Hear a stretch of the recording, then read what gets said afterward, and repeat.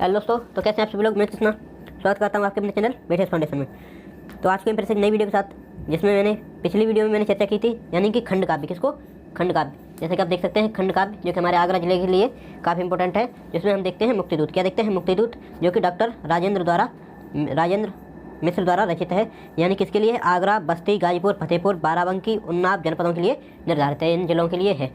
सारांश प्रथम सर्ग में मैंने पिछली वीडियो में करा दिया है, लिंक डिस्क्रिप्शन में दे दूंगा, वहाँ से आप जाकर देख सकते हैं। तो आज हम देखते हैं द्वितीय सर्ग। तो चलिए स्टार्ट करते हैं। देखते हैं द्वितीय सर्ग। द्वितीय सर्ग में क्या है?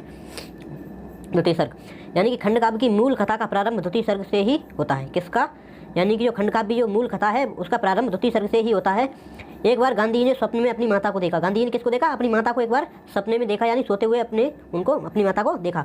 उन्हें स्वप्न में देखकर गांधी जी को अपनी माता की समस्त शिक्षाएं याद आ गई। यानी कि उन्होंने अपनी माता को जब सपने में देखा, तो उनकी माता ने जो उन्हें शिक्षा दी थी, वो सभी उन्हें याद आ गई। उनकी माता ने उन्हें समझाया था कि गिरते हुए को सहारा दो। क्या समझाया था? कि गिरते हुए को सहारा दो तथा देश के भूखे व्यक्तियों को भोजन दो। उनकी जो वाणी थी, यानी कि माता की वाणी गांधी जी के हृदय को स्पर्श कर गई। उन्होंने मन ही मन में संकल्प लिया कि वे दीनहीन व्यक्तियों को सहारा देंगे तथा अपनी जन्मभूमि के बंधनों को काट डालेंगे। उन्होंने मन ही मन में क्या संकल्प लिया?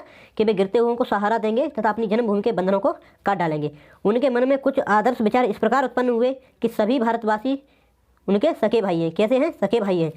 यदि देश का एक भी बालक नंगा भूखा है तो मुझे सुख किस प्रकार मिल सकता है, ऐसा गांधी जी सोचते थे। अछूतों को भी उसी ईश्वर ने पैदा किया है। इन अछूतों ने उच्च वर्णों के प्रति सहानुभूति प्रकट की है। फिर इनके प्रति भेदभाव कैसे रखा जा सकता है? निम्न जाति में पैदा हुए सत्यकाम को जब गौतम ऋषि शिक्षा दे सकते हैं और सबरी को भगवान राम स्वयं अपना प्रेम अर्जित कर सकते हैं, तो फिर इन हरिजनों को हृदय से अलग करना कैसे संभव है? ऐसा गांधी जी कहते हैं, जो कि द्वितीय सर्ग में ऐसा हुआ है। तो ये आपको इसी तरह से लिखना पड़ेगा। देखिए आगे क्या है।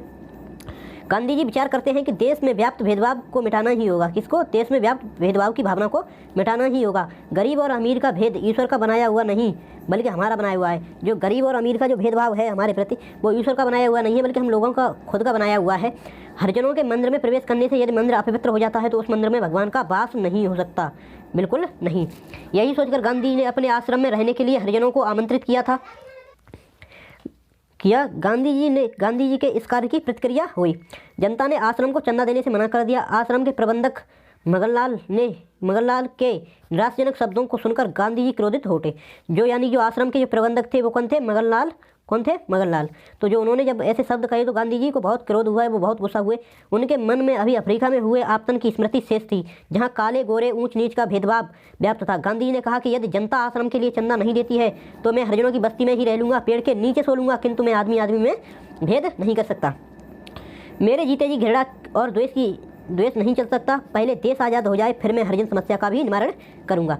गांधी जी कहते हैं कि पहले देश को आज़ाद करा दूं, फिर उसके बाद मैं जो हरिजन यानी कि जो बिछड़े लोग हैं उनकी समस्या का भी निवारण करूंगा। आगे गांधी जी के इस कथन से आश्रम वासियों में नवीन चेतना उत्पन्न हुई। जब गांधी जी ने ऐसे वचन कहे तो जो आश्रम के जो लोग थे उनके अंदर एक नवीन यानी नई चेतना उत्पन्न हुई। वे गांधी जी के असाधारण गुणों से भी परिचित हुए। जो गांधी जी के असाधारण गुण थे, उनसे भी जो ग्रामवासी थे वो परिचित हुए। एक बार गांधी जी ने स्वप्न में गोपाल कृष्ण गोखले को देखा। जो कि किसको देखा? गोपाल कृष्ण गोखले को देखा। गोपाल कृष्ण गोखले ने गांधी जी को स्वतंत्रता के मार्ग पर अनवरत चलने की प्रेरणा दी। गोखले ने आशा प्रकट की कि गांधी जी ही भारतवर्ष के मुक्तिदूत बनेंगे। तो गाइस, ये था द्वितीय सर्ग। मिलते हैं नेक्स्ट सर्ग में, तब तक के लिए जय हिंद, जय भारत।